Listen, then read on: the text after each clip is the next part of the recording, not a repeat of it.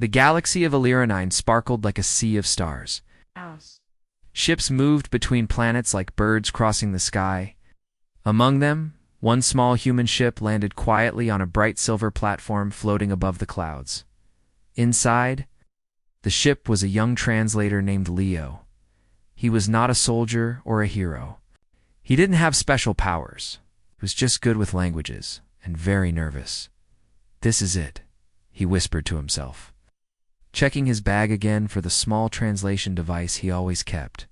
Don't mess this up. Leo had been chosen to help with peace talks between humans and a beautiful alien race called the Orions. The Orions had crystal-like skin that shined in light and long flowing clothes that moved like water. They were proud and graceful, and most humans found them mysterious and difficult to understand. Leo wasn't sure why they picked him. He had never left Earth before, wasn't even very brave. But someone said the Orions respected honesty, and Leo had always been honest. When the ship doors opened, warm light spilled in. Orion guards stood tall with silver robes and calm eyes. One of them nodded. "Translator Leo, you are expected." Leo followed them down shining halls filled with floating lights and strange music that sounded like wind singing. He stared in, trying not to trip over his own feet. Everything here looked like a dream. Then he saw her. She stood by a tall glass wall looking out at the stars. Her skin shimmered with soft pink and gold tones, like morning light on water. Her long white hair moved gently, as if touched by a breeze that wasn't there. She wore a blue robe with silver threads shaped like stars. When she turned, her eyes, clear and bright like crystal, met his. "This is Tylee," said the guard. "Daughter of Ambassador Varel." Leo blinked. He hadn't expected someone so close to his age, or so calm. "Hi," he said. "I'm Leo. I'll be helping with the language stuff." Tylee tilted her head slightly, studying him. Then she smiled. "I have studied human words," she said in clear, careful English. "But I want to hear how you speak them." Right. Leo smiled nervously. "Well, I hope I don't say something wrong." Tylee stepped closer. "Why would that? Worry you?" Leo looked at her glowing face and said without thinking, "You're beautiful." Silence. The guards blinked. One dropped his scroll. An old woman nearby gasped. Tylee's eyes widened. Leo's heart stopped. He realized what he had said and turned red from head to toe. I didn't mean it like well. I did, but I didn't." "No," if he stammered, waving his hands. "I mean, you are, but I wasn't trying to." Before he could finish, a deep voice called from behind. Did he just call her beautiful? It was Ambassador Varel, tall and elegant with robes of pure silver. He looked between Leo and Tylee. "He did," said one of the guards, nodding. The room suddenly filled with noise. A group of Orions nearby clapped their hands in delight. "Such honesty. He speaks from the heart. Marry this human." Leo froze in place. "Wait, what?" Tylee blinked in surprise, then covered her mouth, hiding a small laugh. She said softly, "You may not know." Leo stared. "Know what?" "In our language," she said, stepping closer. "To call someone beautiful before speaking to their family means you wish to join your path with theirs. It is ... a very old tradition." Leo looked like he had been hit by a wave. "I just meant that you looked nice." "Yes," said the ambassador with a serious face, "and your words were full of truth. You did not plan them. They came from your heart. That is the old way." The guards began discussing dates for a joining ceremony. Someone brought flowers. Someone else offered a book of wedding songs. One excited elder even asked if Leo liked crystal cake. "I think this is a misunderstanding," Leo shouted, holding his hands up. But nobody listened. They were too busy celebrating. "I was just saying hello," he added. Still no one stopped. Now music began playing in the background. Lights danced in the air.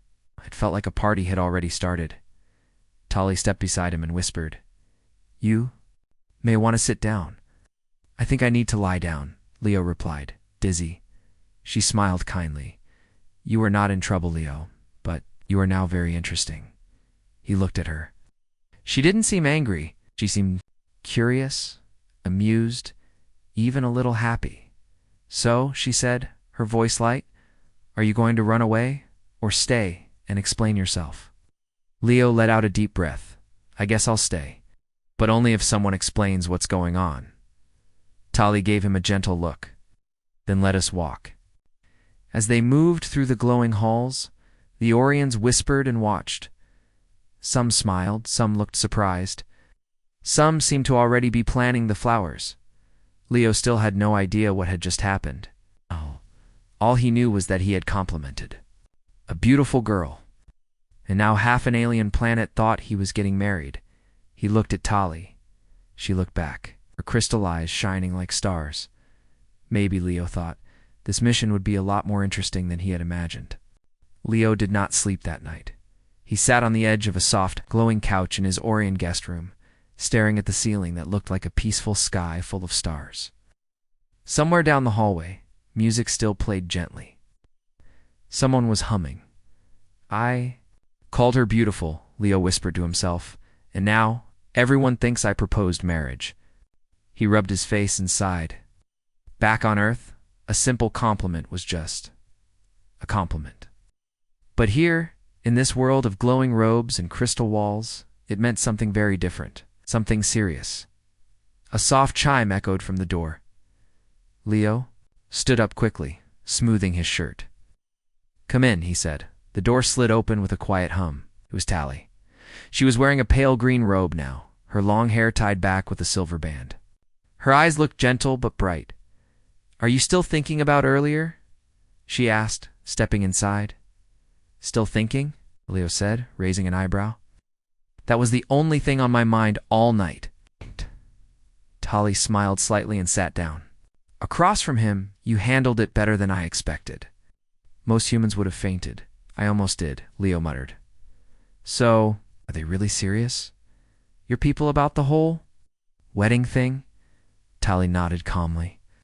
"Yes, in old Orion tradition, when someone calls another beautiful in the presence of family, it means they see something more than appearance. It's seen as a soul-deep truth, a wish for unity." Leo blinked. "I thought I was just being polite. That's the beauty of it," she replied. "You didn't say it with a plan. It made it even more powerful." Leo groaned softly. "This is a big misunderstanding." "I know," Tali said kindly. "I told my father that humans speak differently. He understands. Mostly." Leo asked. "Well," she added with a playful look, "he still asked what colors you prefer for the joining robes." Leo laughed nervously. "This is not how I expected my first diplomatic mission to go." Tali stood and looked at him with a mix of curiosity and calm. "You could leave," she said softly. "Tell the council you're returning to Earth. Say it was a mistake. No one will stop you." Leo thought about that for a moment. He could go home, leave this strange place, forget the embarrassment. No more crystal halls. No more ancient customs. No more wide-eyed aliens shouting, "Marry this human." But something about Tali's voice, something in her eyes made him pause. "Do you want me to leave?" I asked quietly. Tali looked away for a moment, then shook her head. "No." Silence filled the space between them.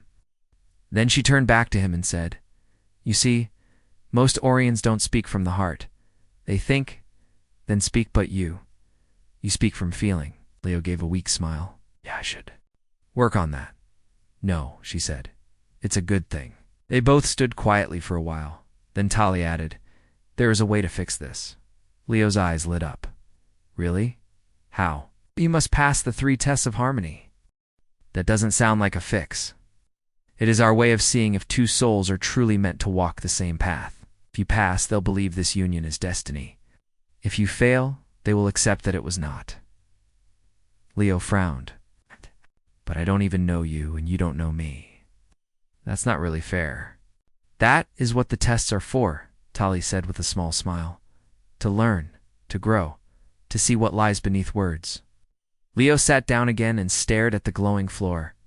"So, I either get married, or take some ancient alien test to prove we're not soulmates?" "Not exactly," Tali said, amused. "You can say no. You can walk away right now. Leo looked at her. She wasn't pressuring him. She wasn't laughing at him either. There was something honest in her eyes. Curious. Open. He took a breath. Tell me about the tests. Tali nodded. The first is the truth mirror. You must speak your deepest truth to the council without fear or lies. Leo blinked. Okay, that's scary. The second is the path of balance. A physical trial, but not about strength. It's about working in harmony with a partner. He raised an eyebrow. Let me guess. That partner is you? Tali smiled. Of course. And the third, it's a shared dream. A journey into thee. Mind you, must enter the dream plane and face your true self. Leo rubbed his forehead. So I'm either getting married or going through a truth test. A weird balance challenge in a dream maze with someone I just met. Tali laughed softly. When you say it like that, it does sound strange. He sighed, then gave a crooked smile. Okay, I'll do the tests. Truly? She asked, surprised. I didn't come here to run away, he said. Even if I mess things up, I want to do this right. Kali gave a small nod of respect. Then I will guide you. As she turned to leave, Leo called out, Tali. She looked back. I wasn't lying, by the way, he said quietly. When I said you were beautiful, she paused for a long moment, then smiled. I know. Outside, the stars of Ellerinen twinkled like tiny suns. Inside, the small misunderstanding that began with a single compliment was now growing into something far more unexpected. For Leo, this mission was no longer just about language. It was about heart, honesty, and maybe something even deeper. The next morning, Leo stood before the Orion Council with his hands behind his back, trying not to shake. The large, round room was full of glowing symbols and soft music. 12 Orion elders sat in a circle, dressed in robes that changed colors. As they spoke in gentle voices, Tali stood beside him, calm and graceful. Leo tried to appear confident, but his stomach was doing flips. An elder with blue crystals on her forehead spoke first. Human Leo, she said, you have spoken the words of deep truth to our ambassador's daughter. Leo opened his mouth to explain again, but Tali gently touched his elbow. He stayed quiet. Another elder continued. You have agreed to complete the 3 tests of harmony to show the honesty of your soul. Are you ready to begin? Leo took a deep breath and nodded. I am. The elders smiled. Then let the truth mirror be your first step. The first test. The truth mirror. The truth mirror wasn't a mirror at all. It was a tall, thin crystal. Tower standing in the middle of a quiet garden. Birds with glowing feathers flew overhead. Tali led Leo to the tower and stood back. You must place your hand on the stone, she explained. It will show your strongest memory. One that shaped who you are. Leo looked nervous. And everyone will see it? Yes, Tali said softly. But only if your heart is true will it pass the test. Leo slowly touched the crystal. At first, nothing happened. Then the air shimmered. A picture formed inside the crystal. It was a small, old house. A younger version of Leo sat on a porch, holding a small notebook. His face was sad. A voice came from inside the memory. Leo's voice. As a child, why don't they come back? The young Leo asked. Tali watched quietly. The elders looked on with serious faces. The vision shifted. Young Leo kept drawing. In his notebook, strange shapes, stars, maps. He was alone, but his drawings were full of hope. I'll make friends out there, he whispered. Someone will want to hear me. The image faded. Leo let go of the crystal, looking embarrassed. That was a lot. Ali stepped forward, her voice soft. You were lonely. He nodded. Yeah, I guess that made me curious about other worlds. Maybe that's why I learned languages. The blue crystal elder stood. You have passed the first test. You have shown your truth without fear. Leo let out a breath of relief. 1 down. The second test. Path of balance later that day. Leo and Tali stood on a floating stone bridge surrounded by air and clouds. There were no railings, and the stones shifted slowly, moving just enough to make walking difficult. This is the path. of balance, Tali explained. We must cross together, but only in harmony. Leo looked at the path, then at her. That sounds dangerous. Tali smiled. Only if you rush. They stepped onto the first stone. It wobbled slightly. Leo raised his arms, trying not to fall. Tali held out her hand. Let's move together, she said. They took slow steps, side by side. Every time Leo moved too quickly or hesitated, the stones shifted more. But when they moved with the same rhythm, the path became stable. After a few minutes, Leo started to feel more confident. I think we're getting the hang of it, he said. Then a wind blew across the path, strong and sudden. Leo slipped. Tali grabbed his arm quickly and pulled him back to balance. Thank you, said, breathing hard. You're not alone, she said calmly. Remember that. They continued walking. Near the end of the path, the final stone split into two narrow pieces. Leo paused. We have to step on them together, Tali said. One chance? Yes. They looked at each other, nodded, and stepped. The stones lit up beneath their feet. A soft bell rang in the air. The path faded, and they were standing on the solid ground again. A voice echoed from above. Second test complete, Leo grinned. That was actually kind of fun. You learned quickly, Tali said with a small smile. He smiled back. Only because you didn't let me fall. The third test. The shared dream that night, Tali and Leo sat in a quiet room filled with soft lights and dream crystals. An elder placed a glowing stone between them. You will enter the dream plane together, the elder explained. There, you will see what your hearts truly carry. If you come back united, you will pass. Leo looked at Tali. What if we get lost? We won't, she said confidently. The elder touched the crystal. Light surrounded them. Inside the dream plane, the world looked strange and soft, like a painting made of light. Leo stood in a forest that sparkled. Tali stood beside him. Where are we? He asked. This is your dream, she said. Follow it. They walked together. Trees became cities. Stars filled the sky. Suddenly the world changed. It became dark and quiet. Leo was alone. Tali. He called silence. He walked through the dream, past empty classrooms, past a quiet childhood home, past blank faces. Then he saw her standing by a tree full of lights. Tali. She turned, but her eyes looked distant. I can't stay, she said. You don't belong here. Leo stepped closer. Yes, I do. I chose to be here. The tree began to fade. The lights dimmed. Leo reached out. You're not alone. I'm with you. She looked at him. Slowly, her eyes changed. Light returned. The dream glowed again. They stood under the tree together as stars returned to the sky. Moments later, they woke in the real world. The elder smiled. You have passed. End of the tests. Back in the council hall, the elders spoke in gentle tones. You have shown truth, balance, and unity. The 3 tests are complete. Leo looked at Tali. She gave him a calm smile. Then the elders turned to the crowd and announced, this union may be real. The room filled with soft cheers and laughter. Someone threw petals in the air. Leo leaned over to Tali. So, what now? She looked at him with shining eyes. Now, she said, everything changes. Leo thought the hardest part was over. He had passed the 3 tests of harmony. The Orion Council now believed in his intentions. Callie smiled more often when she looked at him. The sky on Illyria looked bluer. The air even felt lighter, but peace never stays. It's too long. It began the next morning. Leo walked into the main garden of the Crystal Palace, where Orion sat calmly among glowing trees and gentle music.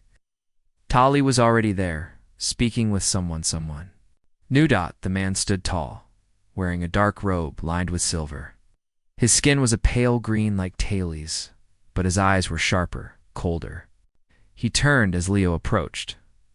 Ah, the man said with a faint smile. The human Tali quickly stepped between them. Leo, this is Ren. He is the son of Counselor Vel. Leo gave a polite nod. Nice to meet you. Ren didn't nod back. You surprised many people, human. Few expected you to pass the tests. Leo raised an eyebrow. I didn't know it was a competition. It wasn't, Ren said. Oh no. Tally looked uncomfortable. Ren interrupted. Let him hear the truth. I was raised knowing one day I would stand beside Tali as her chosen. Our families believed it was written in the stars. Leo kept his voice calm. And now you think I've ruined that? Ren stepped closer. You made a mistake. You said something you didn't understand. And now you play with ancient promises. Leo looked at Tali. Is this true? She hesitated. There were talks between families. Nothing was ever final. But it was expected, Ren added sharply. Leo took a slow breath. I didn't come here to take anyone's place. I just followed the path that opened. Ren narrowed his eyes. Then let's see where your path ends, human. Later that day, Tali found Leo sitting near the sky bridge, watching the clouds move slowly across the horizon. I'm sorry, she said gently. Sitting beside him, it's not your fault, Leo said. I just didn't expect a space prince to challenge me over a misunderstanding. She smiled faintly. Ren is not a prince, but he is powerful. His family holds influence. He is trained in diplomacy, combat, and the dream plane since childhood. Leo gave a weak laugh. Of course he was. He doesn't hate you, Tally said. Leo looked at her. Are you sure about that? She was quiet for a moment. He hates change, and you are change. Leo looked back at the sky. Do you regret it? Regret what? Sitting beside me instead of him? Tali reached out and took his hand. I don't regret following my truth, she said. He looked at her fingers wrapped around his, warm, steady. Then we stand together, Leo said softly. But Ren wasn't done. The next day, during a peaceful celebration in the palace gardens, Ren made his move. The elders gathered to watch a traditional display, a dance of light and harmony. Orion shaped glowing patterns in the air with smooth, flowing movements. Leo was watching with interest when Ren stepped forward. I request the right of reflection, he announced. Gasps filled the air. The right of reflection was an old Orion tradition, a peaceful challenge between two who wished to walk the same path. Tali stepped forward quickly. Ren, this is not necessary. It is, he said firmly. Let the human show what his soul reflects. Leo stood slowly. Does that mean? An elder explained.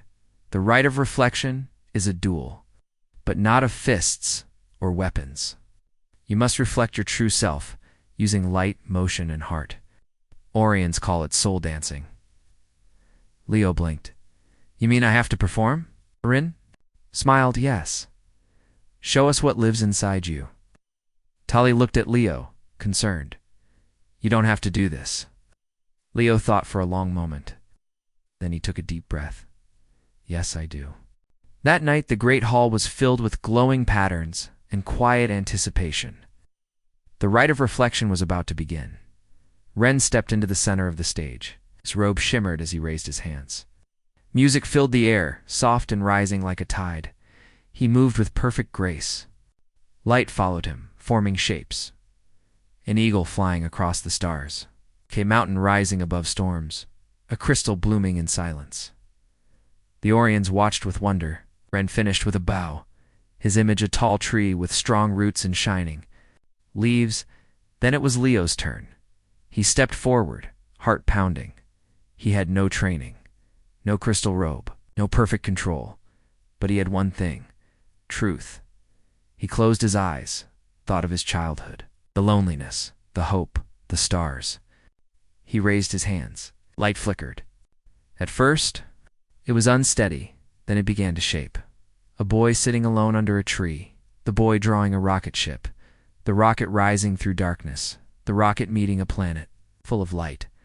The boy stepping out, uncertain, a hand reaching toward him, a glowing path. They walked together, and then, two stars orbiting the same sun. Leo opened his eyes.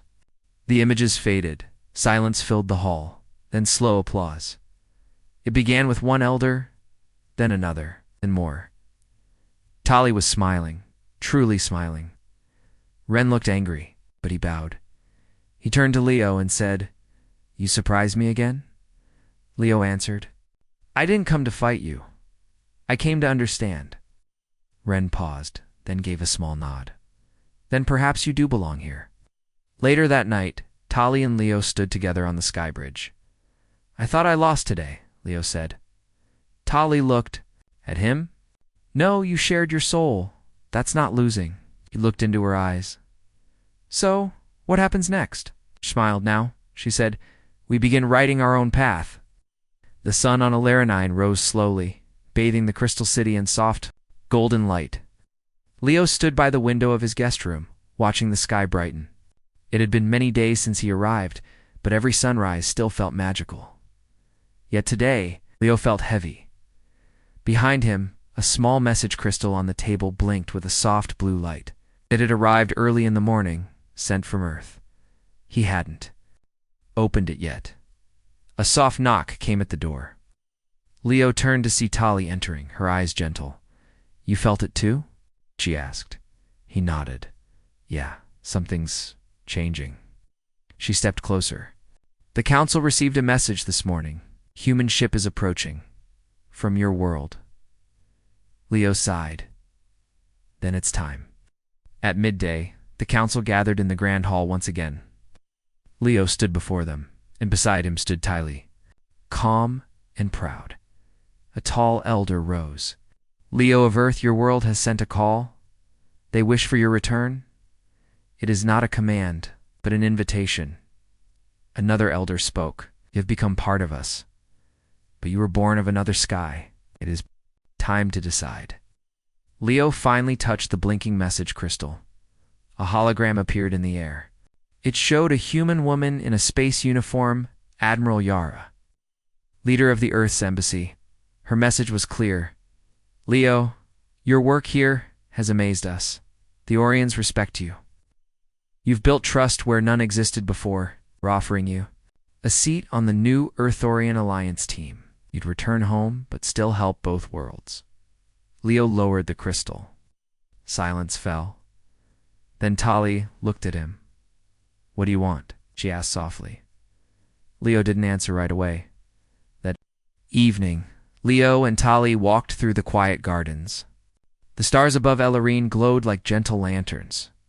"You don't have to choose now," Tali said, her voice calm. "I feel like I already know the answer," Leo said. She looked at him. "Then what holds you back?" He stopped by a tree with glowing leaves and turned to her. "It's not easy," he said. "Earth is my home, my people, my family. They'll want me back. I've spent most of my life dreaming of other worlds, but I never thought I'd belong to one." Tali touched a leaf and watched it shine. "And now?" she asked. He stepped closer.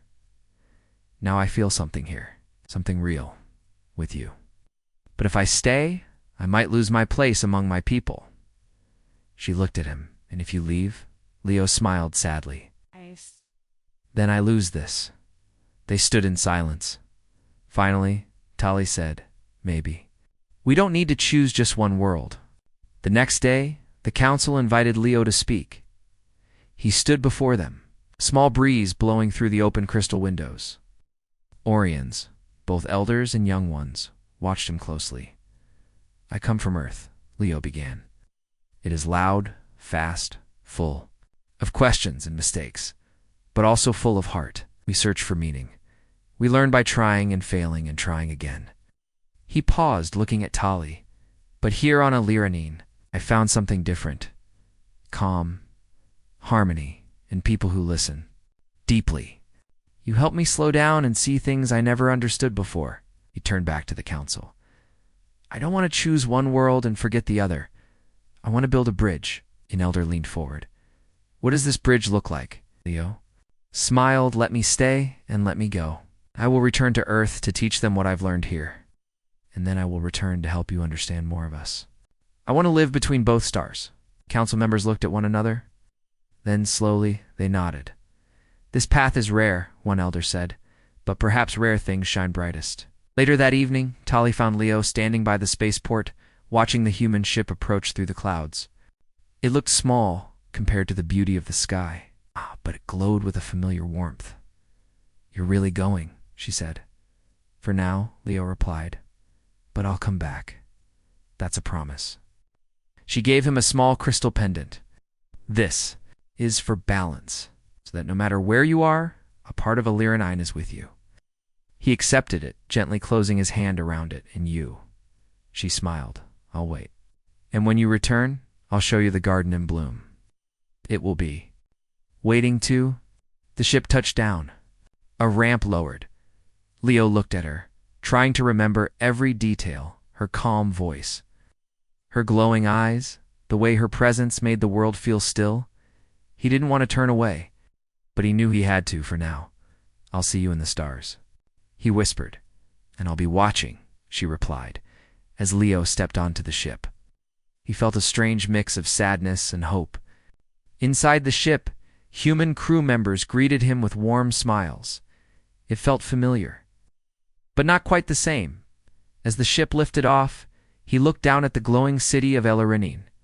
Growing smaller with each second, he touched the crystal pendant. Around his neck, "I'm coming back," he said quietly, "because I found something worth returning to." The stars passed quietly outside the window as Leo's ship moved closer to Earth. He sat in the viewing room, watching the familiar blue planet grow larger. His hand rested on the small crystal pendant that Tali had given him. It gave off a soft, steady glow, like her presence was still with him. After many weeks among the Orions, Earth looked louder, faster, and more crowded than he remembered. But Leo had a purpose. He was returning to share what he had learned about peace, its understanding and connection between two very different worlds. Yet, not everyone on Earth shared his excitement. Leo stepped off the ship and was greeted by Admiral Yara and her team at the Earth Space Embassy. Cameras flashed. Journalists asked questions. Some people clapped, but many only watched in silence. Later, in a private room, Admiral Yara sat with Leo. "You've done something incredible," she said. "No human ever gained the trust of the Orions like you did." "I didn't go to impress anyone," Leo replied, "just spoke honestly, and I listened." Yara nodded slowly. "That's what makes your story powerful. That's why we need you now." She handed him a folder. Inside were plans, detailed blueprints for a new Earth-Orion Alliance Center, to be built on neutral ground between both worlds. A peaceful place to meet, learn, and grow together. But then her voice grew serious. "Some leaders on Earth are nervous," she said. "They don't fully trust the Orions. They think their calm nature is a trick."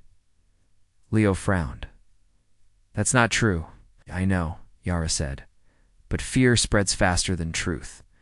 That's why you have to be the bridge, Leo. You're the only one they trust on both sides."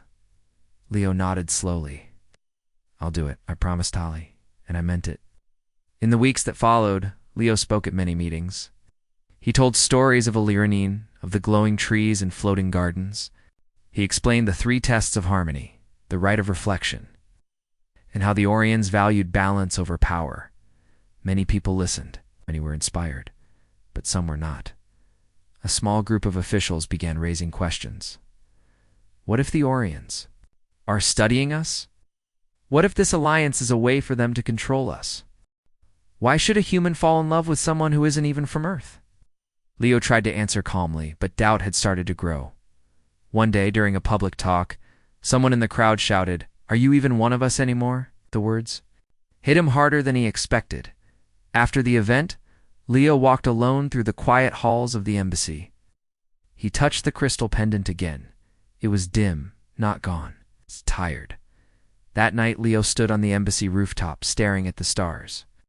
Somewhere out there was Aliranine. Somewhere out there was Tali. He whispered, "I haven't forgotten you." Suddenly, a quiet beep came from his personal message pad. A new message had arrived, sent through the Alliance's deep space communication. It was from Tali. Her face appeared on the screen calm, as always. "Leo, I hope you are well. The garden has bloomed, just like I promised." The council has begun planting the first harmony trees in the new field. They believe in your return. So do I, but something has changed in the stars. Some Orions are feeling uneasy. Please come. Back soon. There's something we need to show you. Leo's heart tightened. Something wasn't right. The next day, Leo met with Admiral Yara again. I need to return to Elarani, and he said. Something's wrong. She looked surprised. The Orions sent a message. Yes, but they didn't say much. Yara tapped her fingers on the table. We've received reports of increased energy waves near their planet. Some scientists think it's natural, but some don't. Leo stood, and I have to go. Yara sighed. I'll arrange for a shuttle. But be careful, Leo. If things are shifting, the trust between our worlds may be tested. 2 days later, Leo's small ship left Earth again. As the stars stretched around him, he sat quietly, thinking of Tali, of the glowing trees, the silent understanding between them. As the ship neared Elarani, the pilot called out, We're receiving a signal. It's urgent. The voice that came through was shaky, and not tail eyes. To any incoming Earth vessel. A rift is open near the northern sky fields. The council's investigating. Please advise. We are not sure if it's natural. Leo stood quickly. Take us in faster. When the ship entered Eleron's atmosphere, the world below looked different. The skies were darker. The air shimmered strangely. As they landed near the palace gardens, Leo ran out before the doors fully opened. He found Tali waiting. She looked tired but relieved. You came back, she said. I told you I would. She led him to the sky fields where many Orions stood watching the horizon. There, above the land, a strange light pulsed in the sky like a crack in space. What is that? Leo asked. Tali shook her head. It started 2 days ago. We've never seen anything like it. It feels cold, like something from outside our stars. The council approached. One elder spoke. We believe this may be the result of the recent energy shared between our worlds. A link opened. But something else may have followed. Leo stared at the rift. It was quiet but not peaceful. I'll help, he said. Tali looked at him. You already are. As night fell on Elarani, Leo stood beside Tali once more. The rift in the sky pulsed quietly. Waiting 2 worlds had finally come together, but something else had come too, and soon. It would test everything they had built. The crack in the sky grew wider as Leo and Tali stood before it. The cold shimmer in the air felt like the silence before a storm. The council members gathered, their faces filled with worry and hope. This rift is not just a tear in space, the eldest counselor said. It is a door, and something waits beyond. Leo looked at Tali. We need to find out what. Tali nodded, but it won't be easy. The council gave permission for Leo and Tali to enter the rift using a special Orion craft designed for space travel. The ship was small, smooth, and glowed with soft light. As they prepared, Leo felt a mix of fear and excitement. This was the moment when everything could change. The craft moved slowly toward the rift. As they crossed the boundary, the world around them shifted, colors twisted, and time seemed to slow. Outside the windows, the stars blurred and danced inside. The light was soft and warm. Suddenly the rift closed behind them. They were in a new space, quiet, calm, and bright. Ahead, a glowing figure appeared. It looked like a being made of pure light. Its eyes held kindness and wisdom. Welcome, travelers, the figure said in a gentle voice. I am the keeper of the rift. Leo and Tali exchanged glances. The keeper continued. This door opened because your 2 worlds reached for each other, but with connection comes risk. The rift protects both your worlds from what lies beyond. Who are you? Tali asked. Am a guardian of balance, the keeper replied. As I watch over the space between stars, where many unknowns live. Leo stepped forward. Is the rift dangerous? Only if fear and anger enter. But you carry light inside you, that is why you came. The keeper showed them visions of other worlds, some dark and some full of light. It explained that the rift was a gateway to many possibilities, but it could also allow darkness too. Spread if not carefully guarded. Leo asked, how can we protect both our worlds? The keeper smiled. with understanding and trust. You and your people must learn to walk together, sharing not only hope, but also strength. Tali nodded. We want peace between our worlds. The Keeper's light grew brighter. And I will give you a gift, a seed of harmony. Plant it on your worlds, and it will grow into a symbol of unity. Leo and Tali returned with the glowing seed. The council and the people gathered to witness the planting. Leo placed the seed into the soft earth. As he did, the ground shimmered, and a small tree began to grow, its leaves glowing with the same light as the rift. Tali smiled. This is only the beginning. Over the months that followed, Earth and Illyrinine worked together. The new Alliance Center was built between the stars where humans and Orions met to share ideas, art, and friendship. Leo traveled often between both worlds, always carrying the crystal pendant and the seed's small branches. One evening, as Leo stood beside Tali in the garden, he realized how far he had come from a curious human to a bridge between worlds. He looked at Tali and said, "You were right. I found my place." She smiled softly. "And it was waiting for you all along." The stars above twinkled, full of promise. The end.